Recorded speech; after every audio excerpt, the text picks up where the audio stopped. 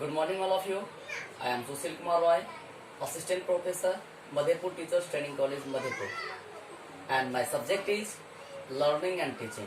And today's my topic is Learning.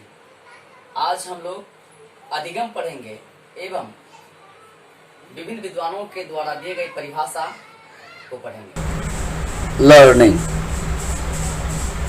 आज हम लोग अधिगम पढ़ेंगे।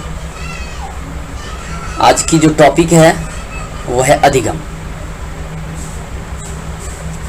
और जैसा कि हम सभी जानते हैं,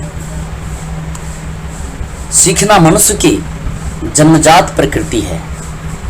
जन्म के कुछ माह बाद ही वह जिनके भी संपर्क में आता है उन्हीं के क्रियाओं का अनुकरण करने लगता है। थोड़ा सा बड़ा होने पर वह जो कुछ भी नया देखता है उसी के विषय में क्या, क्यों, कैसे जैसे अनेकों प्रश्न करने लगता है और इस प्रकार अपने इर्द गिर्द की वस्तुओं एवं क्रियाओं का ज्ञान प्राप्त करता है। थोड़ा और बड़ा होने पर उसे विद्यालय भेजा जाता है। यहाँ वह विभिन्न प्रकार के प्रशिक्षण प्राप्त करते हैं। सामान्यतः इसे ही सीखना कहते हैं।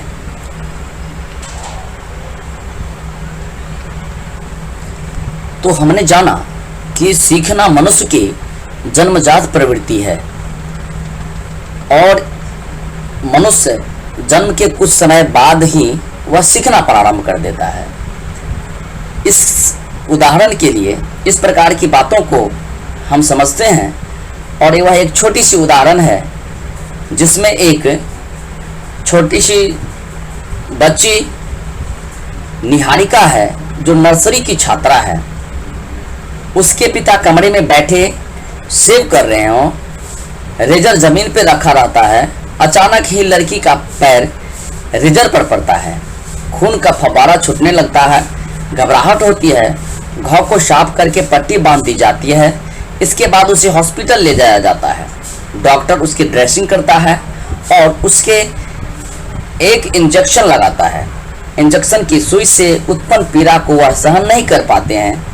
अगले दिन उसे डॉक्टर के पास पुनः लाया जाता है। यद्यपि डॉक्टर ने उसको इंजेक्शन नहीं लगाता है, केवल ड्रेसिंग ही करनी है, फिर भी निहारिका डॉक्टर की शक्ल को देखकर रो पड़ती है और उससे बचने का उपक्रम खोजने लगता है। यह एक घटनाएं है जो उस बच्चे को मन और मस्तिष्क में उस डॉक्टर की शक्ल जो है बैठ गया और वो नर्सरी की बच्चे जिसे उसको अच्छे स्वास्थ्य के लिए डॉक्टर के पास ले जाया गया जिससे कि वह ठीक हो जाए, जल्द से जल्द ठीक हो जाए।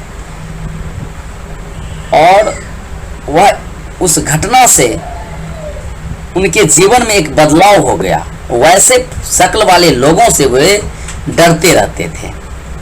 वैसे शक्ल वाले लोगों से वह भविष्य में डरते थे और उसके डरने का जो समय है वह 12 से 13 वर्ष की अवस्था तक वह डरना उसके अंदर में उस डॉक्टर के प्रति खौफ भरा हुआ अभी भी है। तो ये एक घटना है और घटना से उस बच्चों का जो व्यवहार है वह परिवर्तित हो गई है। वह उसका व्यवहार बदल गया है। वह वैसे शक्ल वाले लोगों से डरते रहते थे और वह करीब 12 वर्ष की अवस्था तक वैसे शक्ल वाले लोगों से डरते थे। तो कहीं न कहीं अधिगम का प्रभाव उस बच्चों के ऊपर पड़ा और जिससे कि उसके व्यवहार में बहुत बड़ी परिवर्तन हुई। एक अगला उदाहरण और है जो इस प्रकार का है। एक जलती हुई दीपक 1 वर्ष के बच्चों के सामने रख दिया जाए। उस जलती हुई दीपक को देख करके उनके मन में उत्सुकता पैदा होता है और जिज्ञासा होता है उस लो को पकड़ने का।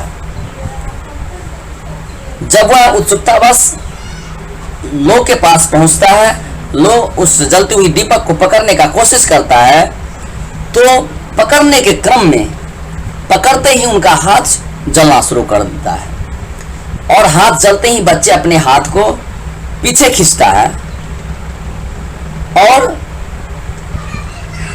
वह भविष्य में उस प्रकार की जलती हुई चीजों को देख करके डरने लगता है। तो यह एक घटना हुआ, एक ऐसी घटना जिससे लोगों का व्यवहार जो है वो बदल गया। इस दोनों उदाहरण से साफ स्पष्ट है कि अधिगम मनुष्य की जन्मजात प्रक्रिया है ही, परंतु अधिगम के बाद उनका व्यवहार जो है वो बदल जाता है। तो निश्चित रूप से अधिगम का प्रभाव एक मनुष्य के ऊपर पड़ता है, जिससे कि उसका व्यवहार जो है उसे बदल जाता है। ये तो अधिगम था। अब हम इनके कुछ परिभाषाओं को समझेंगे जो कुछ दार्शनिकों ने अपने दर्शन के माध्यम से बताए हैं। इसमें सर्वप्रथम है जेपी गिलफोर्ड। इन्होंने माना है व्यवहार के कारण व्यवहार में परिवर्तन ही अधिगम है। निश्चित रूप से मनुष्य एक सामाजिक प्राणी है, समाज में वह रहना चाहता है, रहना ही पसंद करता है और समाज के माध्यम से उसमें भाषा, समाज की संस्कृति का प्रभाव पड़ता है। तो एक दूसरे से कुछ न कुछ उनके व्यवहार से हो या जिस किसी भी माध्यम से हो वह सीख रहे हो। तो इस सीखने के क्रम में समाज के द्वारा सीखे गए बातों को अपने मस्तिष्क में लेते हैं, जिससे कि उसका व्यवहार परिवर्तित होती है। एक अगले विद्वान है जो है चार्ल्स ई स्किनर। इन्होंने माना है व्यवहार के अर्जन में उन्नति की प्रक्रिया को अधिगम कहते हैं।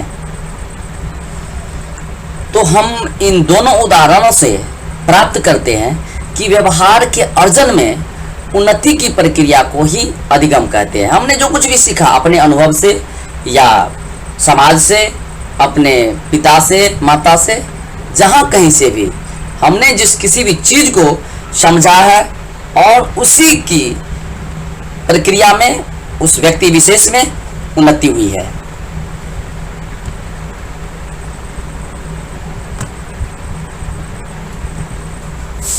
अगले दार्शनिक हैं क्रो एवं क्रो।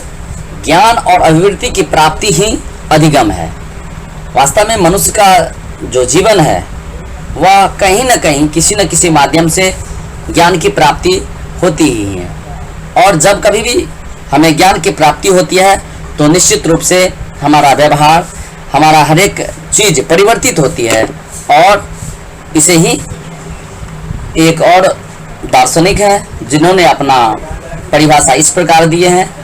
इन्होंने माना है अधिगम एक अनुभव है जिसके द्वारा कार्य में परिवर्तन या समायोजन होता है तथा व्यवहार की गई विधि प्राप्त होती है।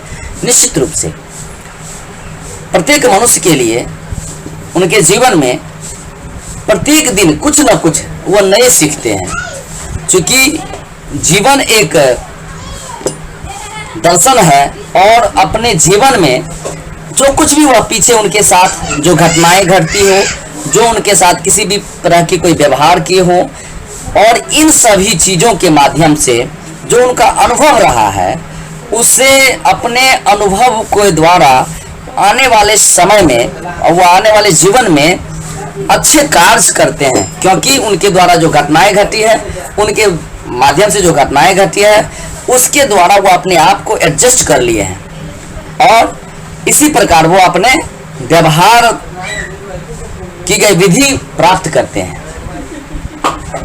तो निश्चित रूप से अधिगम एक अनुभव है। यहाँ एक और दार्शनिक हैं, इन्होंने माना है कि ये गुथरी महोदय है और इन्होंने कहा है कि सीखना किसी परिस्थिति में भिन्न भिन्न देश से कार्य करने की क्षमता जो परिस्थिति के अनुसार पूर्व अनुभवों के कारण आती है।